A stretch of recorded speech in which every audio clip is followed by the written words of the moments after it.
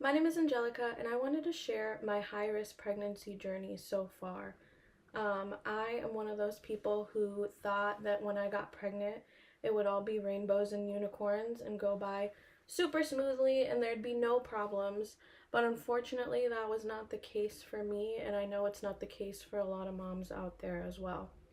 So, there's been a lot of high risk pregnancy conditions that I have been diagnosed with, and some that I've been misdiagnosed with as well throughout my entire pregnancy. Currently, I'm 33 weeks pregnant, so I'm nearing the end, but it's been definitely a roller coaster of emotions, and my hope is that I can reach some of you other moms out there who are going through the same thing or have gone through the same thing in the past. Pregnancy can, make you feel very alone sometimes and isolated, especially when you're pregnant and you're talking to your friends or family members who've been pregnant before and they have no idea, what you're going through and they've never heard of any of these conditions that you've been diagnosed with. It can make you feel very isolated, especially right now during COVID. COVID adds this additional layer of anxiety to everything. So I know when I got diagnosed with most of the things, the first thing I did was run to Google, which necessarily isn't the best idea because I would scare myself. But I also would turn to YouTube and type in, whatever high risk condition that they told me that I had, to see other moms out there who were going through this and hear their success stories and hear how they coped with it. And that really helped me to just not feel so alone and to be okay with what was happening and not feel so guilty or feel like a bad mom or like my body was failing me, because those are definitely all thoughts that were going through my mind every time I went to the doctor and found out about some new condition. So throughout my pregnancy, my OB has diagnosed me with a couple different high risk things. And if I made one video, it'd be too long. It'd be probably like 3 hours worth of things that I've been told that I had no idea existed prior to getting pregnant. So I figured I would make a couple different videos because there may be some things that, other moms have experienced. So they want to watch a video on that specific high risk condition and not others. I'm just going to break it down into little videos and talk about each specific high risk thing that I've been diagnosed with so far, what my experience has been, and yeah. So to start it off, I'm going to talk about the very first misdiagnosis that I got. So to start it off, I found out I was pregnant pretty early. I kind of felt off, and I feel like I know my body pretty well. I just was like super tired and very moody. I would just have these crazy outbursts and I didn't know why, and it'd be over really dumb stuff that didn't even make sense. And so I took a pregnancy test 10 days before my missed period. And I've never been pregnant before, but I went and bought 2 different types of tests. And I specifically remember it was a Monday, and I took a line test, and I could faintly see another line, and I showed my mom, and I was like, hey, is this another line, or like, am I going crazy? And she was like, I feel like I see one, but I don't want to like get your hopes up. So I waited 2 days, and I retested on a Wednesday, and for whatever reason, I thought it was a good idea to take the test where it says yes or no. But now that I think about it, that kind of wasn't a good idea because I hadn't missed my period yet, and it's probably harder to tell on the yes or no whether you really are. So I took the test on a Wednesday, and it said no, negative. And I was so sad. I was like crying to my boyfriend because I hadn't let him know about the Monday test. And I was crying with my mom, and I was like, I just really wanted it to be positive. Like, is that bad? And she was like, no, that's normal. And so on Wednesday, I got the no, and I just still didn't feel right about it. I was like, this doesn't make any sense. And my friends at the time, I had graduated, and they threw me a bonfire, and they were asking me like, oh, how have you been? And I'm like, oh, I've been feeling weird lately. Like, I'm nauseous. I have this metallic taste in my mouth, and like just naming off all these pregnancy symptoms. And they were like, I think you should take a test. And I was like, I have been, but they're coming out negative. And so they were like, okay, just wait a little bit and take another test. So I took a test on Friday of that week. This was my third test, and it was one of the ones that said pregnant or not pregnant. So in my mind, I was like, okay, I've taken, a couple tests and they've come out negative, and maybe I'm just not pregnant. Maybe my period is just coming. So I took the test and I put it on the counter, and I kind of like forgot about it. I was watching TikToks, and then I got up and I started getting ready, and then my timer went off, and I picked up the test and I looked at it, and I saw right away that it said pregnant, and I kind of like threw it like, wait, what? And so I showed my mom the test, and I proceeded to just kind of keep it to myself. And then later that night, I ended up telling my boyfriend. And my mom had told me, hey, you need to make your first doctor's appointment. So I called my doctor and I was like, hey, I need to see an OB. I have a positive pregnancy test. And they were asking me, do you know how far along you are? And you know how they go based off of your last period. So she was saying that I was probably about like 8 weeks along. But I hadn't officially missed my period yet, my first period. So I had to wait, that additional like 2 weeks window. And then I ended up going to my first doctor's appointment where they thought I was 8 weeks, but I was really unsure if I was that far along because, I had found out so early and I hadn't missed my period yet and all of that stuff. So, flash forward to my first doctor's appointment. So my boyfriend went with me to my doctor's appointment, and this is our first baby, so we had no idea what to really expect. And I was super nervous for some reason. I have bad anxiety in general, and I was just like not knowing what to expect with being pregnant, and like just hoping that everything was okay, and not knowing what's normal and not normal. It just put a lot of prenatal anxiety like into my mind. So when we got to the appointment, they basically like asked me like how I was feeling, and then they said they were going to take an ultrasound and see how far along I was. So my doctor was doing the ultrasound, and she was kind of staring at the screen for a really long time, and I was trying to study her facial expressions to figure out, is it bad? Is it good? Is this normal?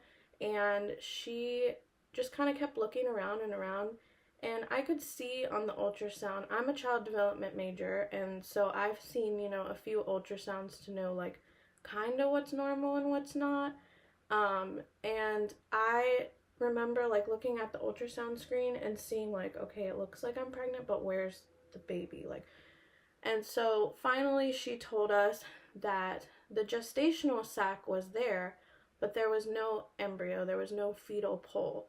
So it was just an empty sac, there was nothing, there was no heartbeat that we could see, there was nothing like that. So she was like, don't freak out, this probably means that you're a little bit earlier than expected, which we kind of already knew, right? But automatically I freaked out, and I was just like, I'm having a miscarriage. Like all the worst thoughts that you could possibly think of were flooding my mind. So she told me that she wanted to do an HCG test on me to figure out what my levels were, and then she would call me on a Monday. So this doctor's appointment was on a Thursday, I believe.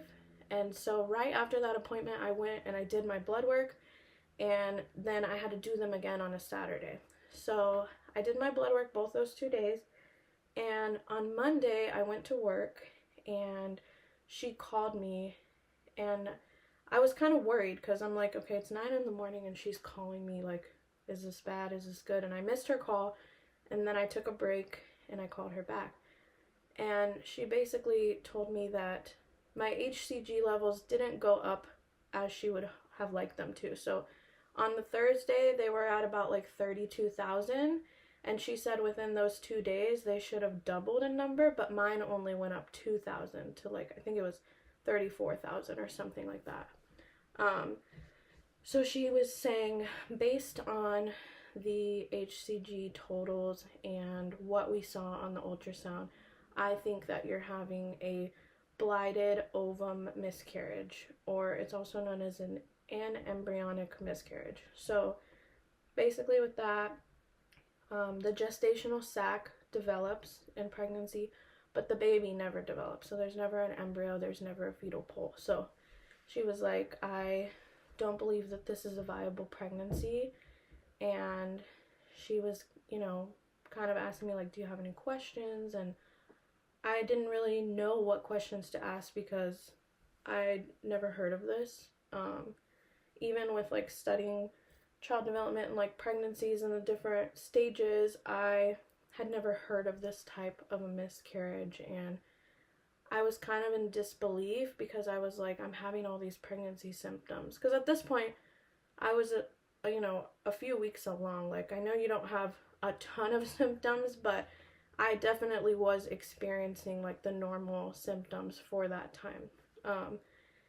And so she basically was like, yeah, this isn't viable.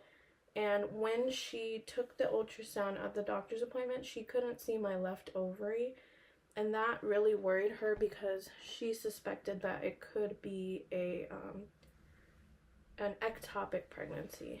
And so she said that she was sending me to an imaging specialist and that she wanted them to check out and make sure that the pregnancy hadn't implanted itself, where it wasn't supposed to. And I asked her, like, should we wait like a couple more weeks and check again? Like, is it possible that it's too early? And she basically was like, no, like, I'm pretty positive that this is a blighted ovum miscarriage. So she started talking to me about next steps, and she was like, you can get a procedure done to remove the pregnancy. You can take pills, or you can let it happen naturally.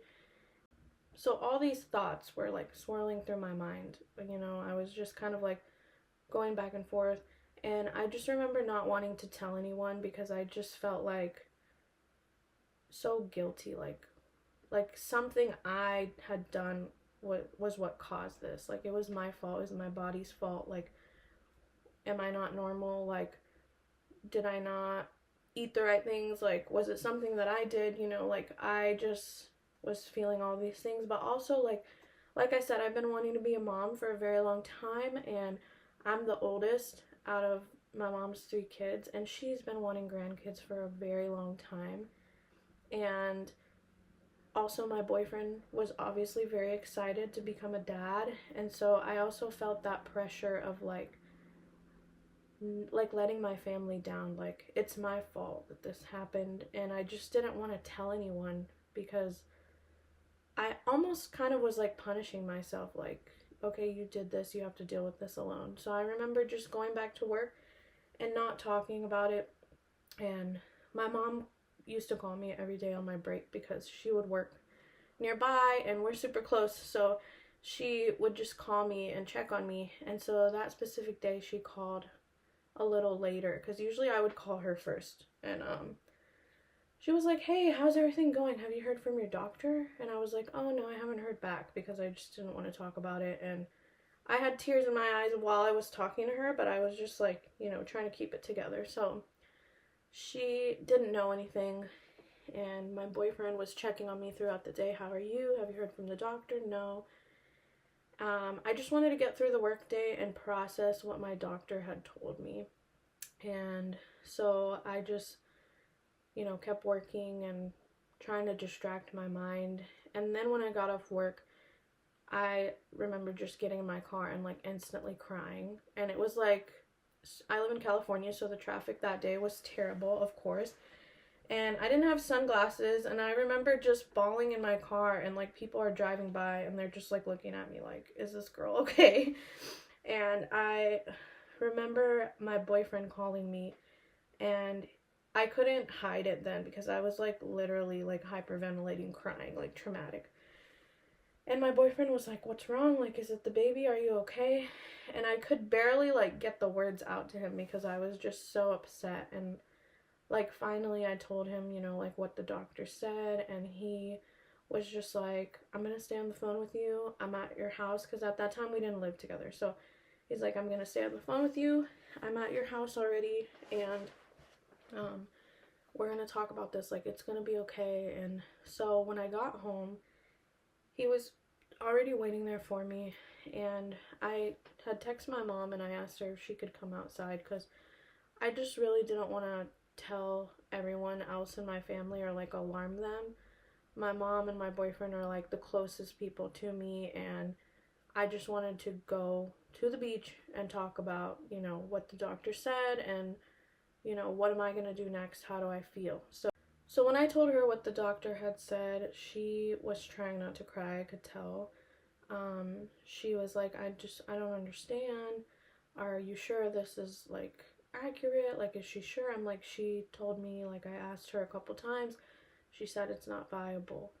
And my boyfriend was like, from the time I told him, he was like, I don't think you should trust the doctor. Like, they don't always know everything, and that might not be the case, and there might still be a baby. And at that time, that's not what I wanted to hear, because, the doctor told me it's not viable, and I didn't want to give myself hope, because even though I was only, a few weeks along, I was attached to the baby, and I planned this whole future for the baby and what my life was going to be like, and it just felt like all of those dreams were kind of shattered once the doctor had told me, that the pregnancy wasn't viable. So I kind of got upset when he was like, everything's fine, babe, like, we're going to go to the doctors and there's going to be a baby. Like, I don't think she's right. Like, it kind of made me upset, because I was just like, you're giving me false hope, and that's not what I need right now. I need to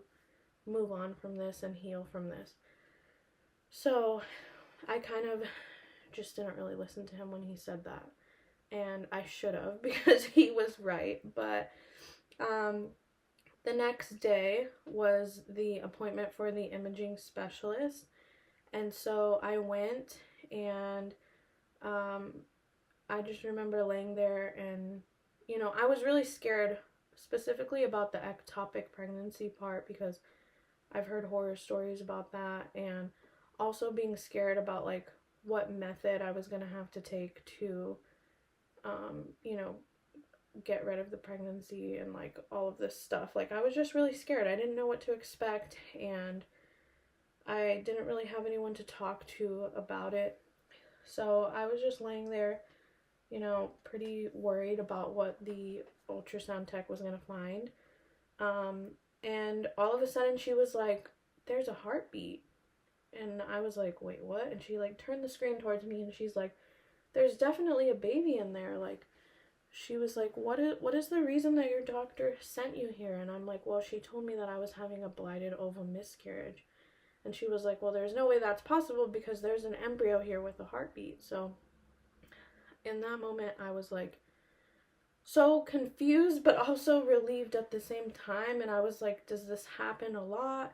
And I was explaining to ultrasound tech about like my HCG levels, and like, well, she said this, and like, are you sure? Like, at that point I was second guessing everything, because, of everything that had happened. And so she was like, well, you're gonna have to ask your doctor about like HCG levels and all of that, but she was like, from my standpoint, everything looks normal, and everything looks like it's progressing the way that it's supposed to, and there's definitely a baby in there. And because of COVID, nobody could come in with me to this ultrasound. So my boyfriend had asked if he should stay home that day, but I was like, no, because, nobody can go anyways. Like, just go to work. I'll be fine.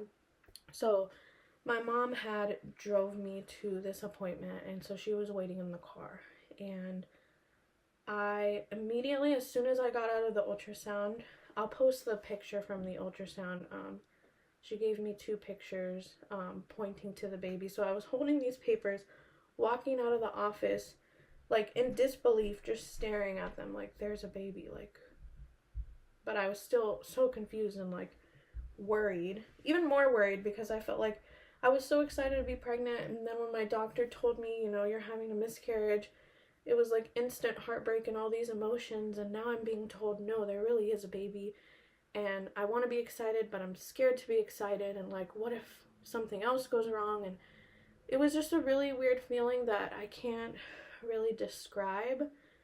And that kind of carried on with me into my pregnancy and didn't really like start going away until like a few weeks ago, honestly.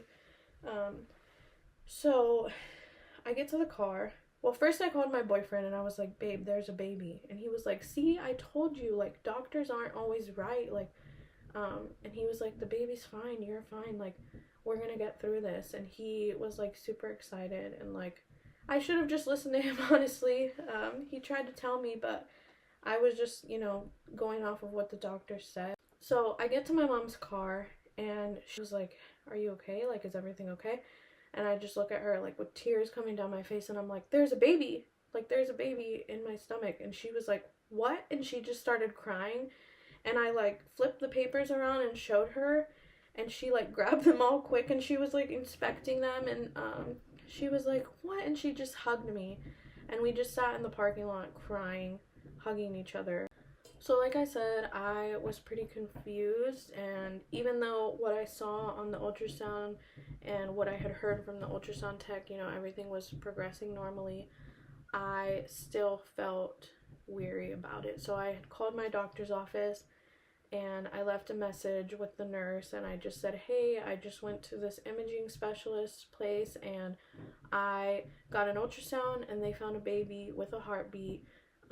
My doctor told me that my pregnancy wasn't viable. I didn't know anything about HCG levels, so when she had told me that they were supposed to double and they only went up 2,000, in my mind I was like, is that bad? Like, am I going to miscarry eventually? But it just didn't happen yet. I honestly did not know like what any of it meant, and I just felt like anxious, like I want to get into a doctor's appointment. I need somebody to explain this. So the doctor finally got back to me, and she told me that she was excited to be wrong about the miscarriage, and she wanted to see me in her office.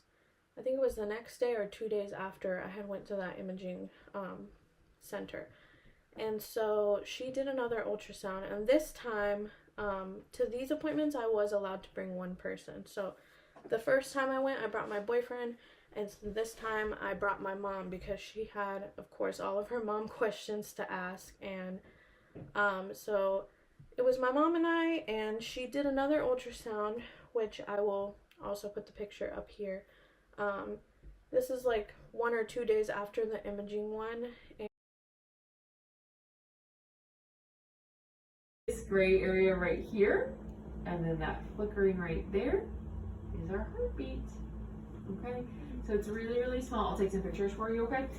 It's really small, so I'm going to try to put the monitor over it that we can maybe get a number for the heart rate today, but it's still so early we won't be able to hear it today, okay? That piece is the yolk sac right there. So it looks like there's 2 spots in there. There's not 2 babies, only one. That's the yolk sac, and then that's the, we call it the fetal pulp. Just a little start of a little gummy bear baby. But everything looks really good, okay? But the baby just looks like a little tiny bean. And she said, everything's going good. And I think at that time they said I was about 7 or 8 weeks along. So she basically explained that when I did my first ultrasound, it was too early to tell. And my main concern was with the HCG levels because, like I said, I didn't know how that worked. I didn't know what that meant. And, I was like, well, what if it's not normal? Then is that bad? So she basically like went over HCG levels and said like as long as they see them increasing and the ultrasound, at that point when they see an ultrasound and they see a growing baby, then everything's normal. So I was still a little worried, but at the same time I was like, okay, there's a baby. It was a little bit traumatic. Like I said, this pregnancy has been a roller coaster, so that was just the beginning part of it, and I had no idea that all of these other things were going to come along with it. I definitely found out a lot more at my 20-week anatomy scan, and then it just seemed like every single appointment after that, it was something else. Like literally every single appointment, they were like, oh, now you have this, and now you have this, and we noticed this. And so I'm not sure if because I'm being monitored more because of my high-risk pregnancy, you know, they're able to like hone in on what's really going on and they can see more what's happening, or if my body is just, you know, going through it and I just really am getting all of these high-risk pregnancy conditions. And a lot of these that I've been diagnosed with, I've never heard of, and when I Google them, they're like extremely unique and like not a lot of people have them. And then others are very common. So it kind of goes both ways, but this is where my journey started, and thankfully, you know, it ended up not being a miscarriage, but I know that there's a lot of women out there who do experience loss, and I can't ever say that I know what you're going through, but during those few days where I thought that I was having a miscarriage, the emotions that I felt were just so saddening, and I just can't imagine, you know, how other moms feel. And I'm really curious because once I started looking up blighted ovum miscarriages on YouTube, like I said, I was looking for some sort of comfort or other people who were going through this. When I started searching on YouTube, I actually saw a couple different women who were misdiagnosed with blighted ovum miscarriages.